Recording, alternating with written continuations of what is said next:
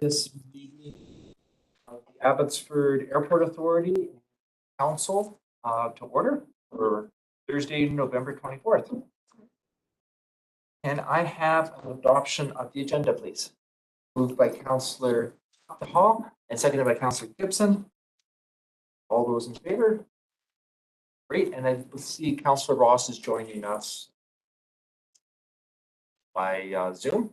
So, and Councillor Sidhu had a family issue, so he wasn't able to attend. He will be attending this evening district, but he's not able to attend this afternoon. So no adoption of the minutes, presentations, so we'll go right down to reports, and I'll turn that over to the Airport General Manager, Mr. Sidhu. Thank you, Mayor Siemens, and good afternoon, Mayor and Council and Authority members. Our first presentation is a carry forward report. As you're aware, Council approved a 4-phase terminal expansion plan, and we're in due to some inflationary prices, inflation, material costs, supply chain, labor shortage. We're going to have to ask for more money, about $850,000. And the good note is that we were able to secure a federal grant of about $3 million that will be put against this. The Airport Authority did review this and approve this. There was good dialogue around it. There's factors out of our control. The project is about 70% finished, and it will be completed around March 31st. This phase will really enhance the departures area, departures bathroom, floor space for the airlines and CATSA staff. It will be a really enhancement to the passenger experience. So staff carry forward request is additional $850,000. The second is Council, as part of the 2022 budget, approved a parking lot expansion of 350 stalls. The estimates were $2 million. So we asked for $2 million. Fiscal discipline is something very big, very mindful as city staff.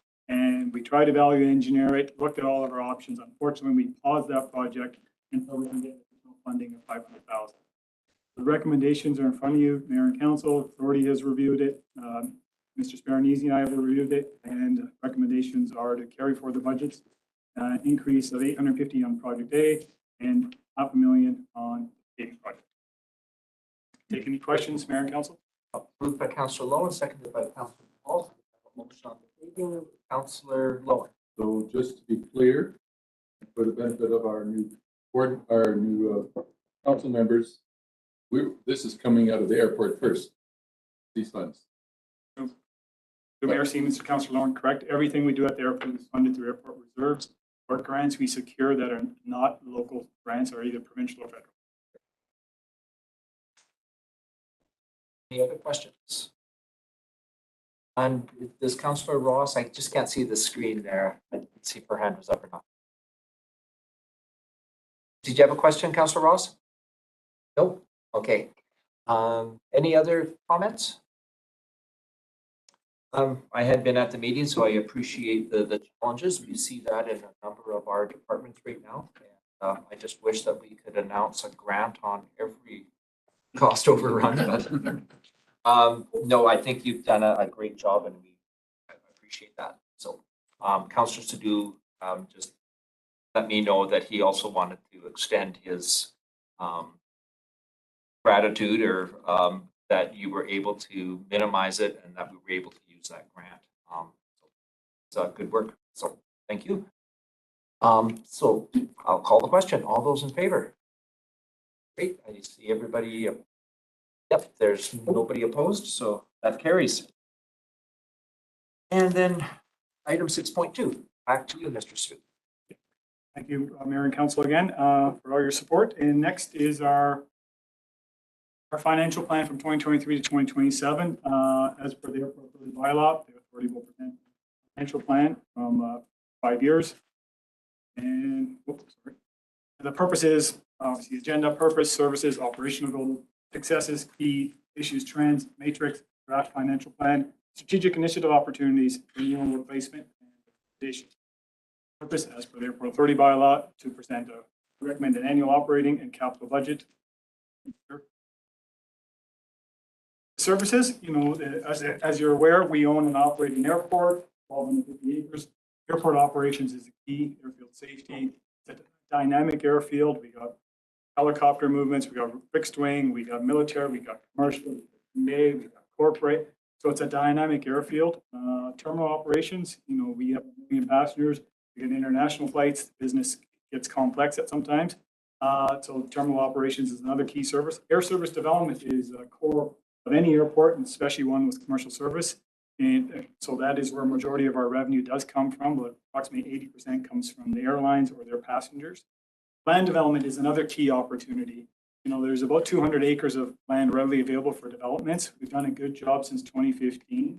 I believe $25 million has been invested in the airfield by private sector since 2015, and the taxation value is significant on that. I think it's $12 million over 40 years just on those investments since 2015, total taxation. So land developments is a key opportunity, and special aviation events such as just had our 60th International Air Show, which is also Canada's national air show, and Girls Fly 2 will be coming back next year. Operational goals, continue to build on the open for business culture, attract direct investments and land leases. That's one of our biggest opportunities is direct investment in those land leases that create jobs, taxation, R&D, attraction of new companies to our wonderful region and our fabulous community. Operate a safe, secure, efficient airport year-round. Safety is business of airfields and airport operators. Continue to enable the airlines to grow our passenger volumes and direct destinations. We've seen tremendous growth pre-COVID and in the last year and a half, continue to grow the direct destinations and passenger volumes. Promote the expansion of regional ground transportation. Ground connectivity is key to any airport. You can't just have good air service, but you need a good ground connectivity as well. Successes, we did have every approximately 6 years, based on my data, we get hit with a snowstorm or a winter operations that continues to prolong for a couple of weeks. We managed that well. We secured a grant of $3 million. Record passenger months. We had our best August. We actually had our best month ever in August of 2022. 109,654 passengers processed. We are on pace, Mayor and Council, to process 1 million passengers. Of the top 20 from 2019, we will be the first to recover to that 2019 level. We secured commercial air service to Los Cabos and Masaland. 30,000 square feet of additional hangar space was constructed. Again, these are private investments on our land leases. And we hosted our International Air Show 60th anniversary.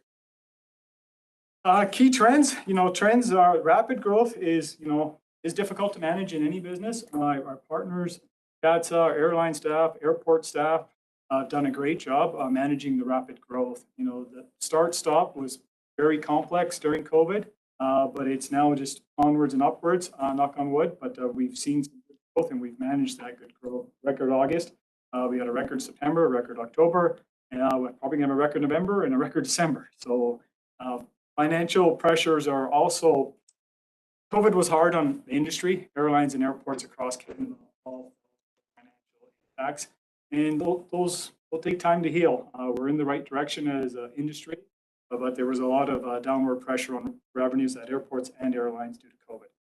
Regulatory requirements, it's one of the most complicated regulatory environments, air and airports. We do our best to continue to stay on top of the regulatory requirements, and that's just a risk and a trend moving forward. The key matrix, land rent, obviously is the only fixed revenue of approximately $2 million we get is the only commitment we have is our land rents. Concession fees, parking revenue, aeronautical are all tied to the airline or their passenger. We've done a really good job under Council's 4 cornerstones around the fiscal discipline. We've got a good, healthy reserves, but our reserves, this is an expensive business to be in, runway expansions, runway overlays, relocating towers. Reserves can be drawn down quickly, but at this point we have 27.3 in our reserves. Draft financial statements, as you're aware, total revenue will be about $11,594,000 or forecasted based on forecasted passenger volumes for 2023. Operating costs are just shy of 5.8. There is a net operating profit of 5.8 based on forecasted revenue around the airlines. It is a cyclical up and down environment, but at this point the demand is strong and we see that demand carrying on. So we're confident in this budget.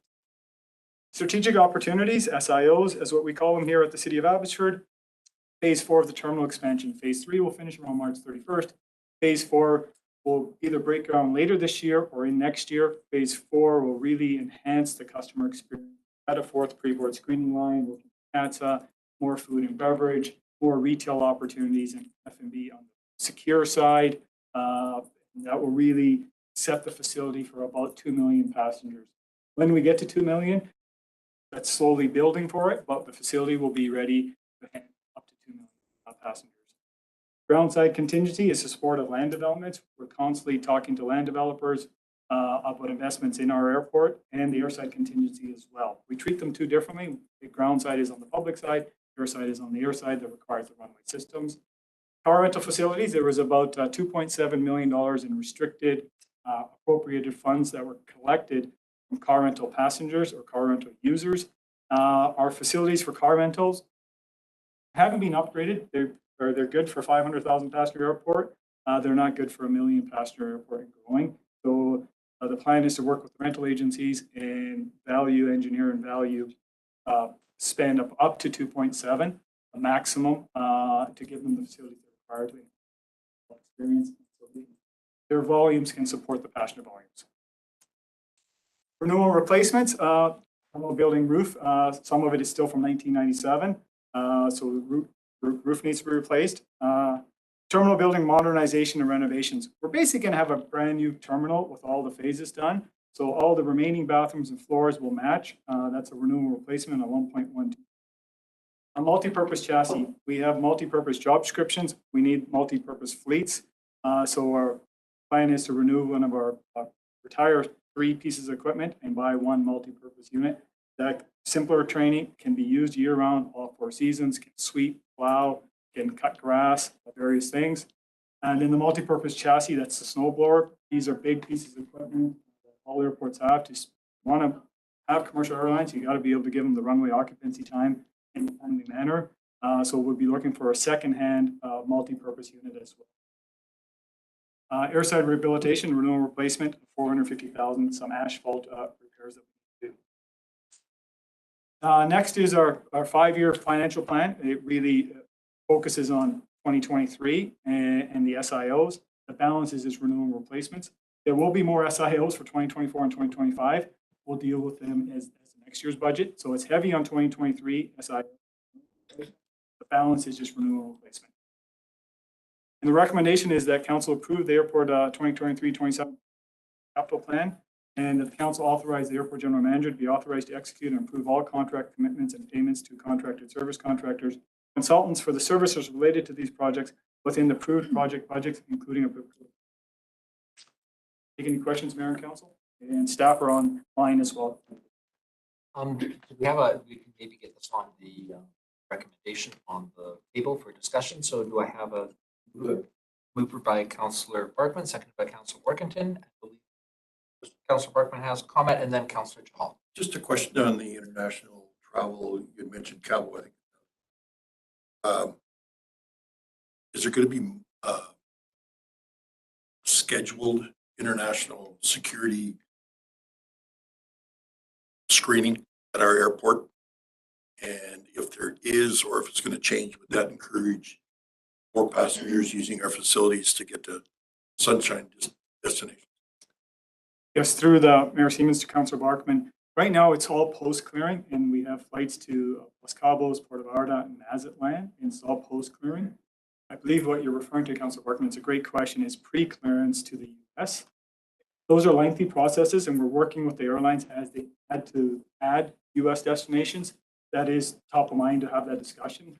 Those types of things take 3 to 5 years, if not longer, to come with a significant facility operation cost. But we've had those discussions. At this point, all of our flights, as the US destinations return, probably winter 2023, we will bring that back up with the air. Thank you. Councillor Chahal, and then Councillor Workington? Yes. And then Councillor Gibson. Mayor Siemens, thank you for as always an excellent report. I guess when you're growing as much as we do, we need the resources as well. I was kind of curious about the August, that is the best August we've had. That's just coming out of COVID. Can you unpack that a bit? Yeah, so Councillor, actually, we were the first to respond to 2019 levels from the top 20 in 2019. It happened in August of 2021. But our airlines made a substantial investment in our airport, 5 destinations, 2 domiciled aircraft. And we came really close to, in even August 2021, to 2019 numbers. And this August, a year later, the demand just started to spike around May right across Canada. Domestic travel is almost back nationally to 2019 numbers. But in our case, because of the ultra low cost carriers and the visiting friends and relatives and leisure demand responded fast, we had the capacity, and that drove to being one of our best offers. So it was a busy place. Thank you. Thank you. Councillor Workington and then Councillor Gibson. Yeah, so good presentation, and I'm really proud of our airport, and thank you to the Airport Authority Board for all the work that you guys are doing.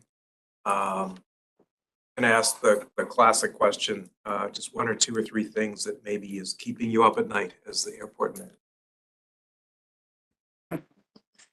Through Councillor Siemens to Councillor Workington, the industry was hit hard. There's no doubt. There were some days it was very dark. 4 days a week, I believe in 2020, terminal was closed. So we're just coming off of the 2019 1 millionth passenger, and literally 90 days. So COVID took hard on the industry, hard on the staff, hard on everyone that was in it that worked so hard, and its system just collapsed right on in front of you. So, recovery is there. Recovery financially is something that still worries me. Airlines need to be viable, profitable. Canada's openings were a little bit delayed with U.S. airlines. Mostly tied to COVID would be the number one opportunity. Keeps me up. Human resources, human factors is another thing. A lot of staff nationally, a lot of expertise were retired or moved on, took a job. So human capital is another one that, where are these employees going to come from? I believe we're going to be okay as an airport operator and as a city for the direct staff we have, but the airline operators, the support services, CBSA, CAP, and even around the airfield, our issues are no different than the aerospace companies have. There's a gap, skills gap that needs to be filled. That's 2. 3 is just the unknowns with Mother Nature. We've been very fortunate to have runway systems that have been very reliable, but if we end up with prolonged winters or fog ops, our infrastructure costs will have to change, and we'll have to upgrade our nav aids, our runway systems, so you can land a plane at 0 visibility, 0 mile. Those would be the 3 infrastructure costs moving forward that are demand driven to support our existing partners. Thank you. Thank you. Appreciate those challenges, because I think those are some of the things that keep us up at night as business owners, or as a city. Some of the infrastructure challenges and all those things. So I think that really articulates the need for fiscal discipline. Like you said, you've got good reserves, just like we at the city have good reserves, but they can evaporate pretty quickly, some of the challenges. So appreciate that. Councillor Gibson and then Councillor Dreesen. A couple of quick questions. Great report. Good to see you again. When I was here a number of years ago, we were looking at freight as a way to widen the clock of service at the airport, take advantage of some folks. Where are we at in the freight segment of the marketplace? Through Mayor Siemens to Councillor Gibson, we are looking at aerospace, air cargo, air freight, passenger movements, direct flights into the U.S., into Mexico, transatlantic. All those things come together. What we're really being focused on is the domestic capacity. And, there'll be a day when we land a transatlantic flight, say from here to London Gatwick, and that passenger aircraft will have belly freight opportunities. But we're also talking to the integrators, all the big players regularly, open dialogue. At this point, we're heavily focused on aerospace and the jobs aerospace creates for our community and the supply chains, flight training, general aviation, passenger movements, but nothing is off the table. We are constantly in tune with what the industry is. And these deals take a little bit of time to put together. You know, a Toronto flight came and gone multiple times up until 2008. Get a Toronto flight back until 2017. The industry of relationships and continuing that dialogue and conversation. So the conversation is open with all the integrators and cargo operators and some freight forwarders. Another quick question. Yes. One, you mentioned that there's still a whole lot of land at the airport that can be developed. Are you constrained in any way by the city? I'm just coming as a newer person, I guess. Are you, like, if somebody approaches you with a particular concept, is that a decision you make? How does that work? Because there's still a lot of land to be developed and may not all be related to the airport directly. Interested in your answer. Yeah, through Mayor Siemens to Councillor Gibson, this is a very vibrant region. It's one of the most livable regions in North America, in my opinion, and we have a dynamic city. So any lead that comes through city manager's office or the airport office is our lead together, and there's nothing unturned. We look at it, we fast track what we can. Investments on lease lands are complicated. The investors don't necessarily get traditional mechanisms of borrowing power like you do on Simple, but nothing has been delayed due to anything that we as a city or council or authority. We actually move relatively fast. So we've been doing a greenfield development since 2015 a year, and it's been pretty quick and fast. Thank you. Good. Thanks. And maybe just a little bit further to some of the land challenges. There are study areas A and B for industrial, and area B is around the airport. And so those are ongoing issues that we're dealing with the Land Commission and with the provincial government as we grow as a city. There's some opportunities. So yeah, there are some other supply chain happen outside of the airfield, and so we're looking at some of those issues as well. So, Councillor Dreesen. Thank you. Yeah, I had a comment and actually two questions. I was going to comment similar to what Mayor Siemens was saying when I was looking at the reserves. So kudos to keeping them stable over the last few years. That's very impressive over what you've been through.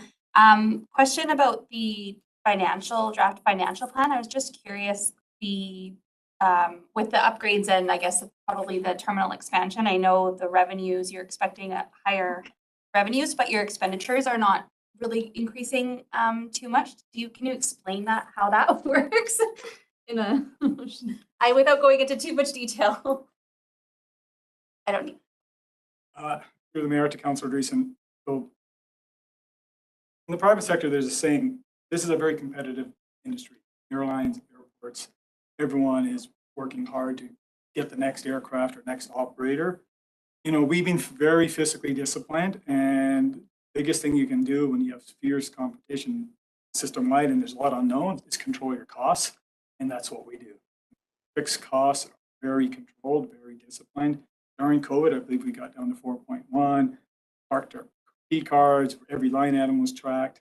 You know, it's very disciplined, this business model around controlling the cost and staying to our core business, by running runways, taxiways, renting land for investments, and running a terminal building that's kind of like the Costco of airports, high value and low cost, but the airlines do what they have to do to manage their customer couch to couch. We'll step in if needed, when needed, but in our business model, the guest belongs to the airline. We want them to fulfill all the guests' needs, and we stay to our core business. It is very disciplined, Councillor Dreesen. Thank you. And my other question was just going to be, you mentioned a few times about the aviation events and the air show, and this is maybe more of a newbie question than for the people who've been around the table for a while. Can you explain the relationship between the Abbotsford Airport and the air show, or how? Yeah, these are through Mayor Siemens and Councillor Dreesen. So the air show has been in place for 60 plus years. Air show. We're very fortunate the society was formed, and it runs the air show independent of the airport. Financial risk and everything else is on the operator and society. We work with them on safety, security at a high level. Transport Canada is on site, so it is a pay per event, fee for service. The air show needs to be sustainable, but it's managed independently of the airport and the city. We do help attend and, use it as a place for business development opportunities. Usually an airline CEO is there watching the show with us, and using it as a success. Usually there's the Aerospace Defense Expo, and that attracts some of the biggest companies in Canada to be here on the airfield talking while they're having dinner, watching the Twilight Show. So we use the air show for an economic enabler reasons, but it is independent of us financially. The Air Show Society manages it.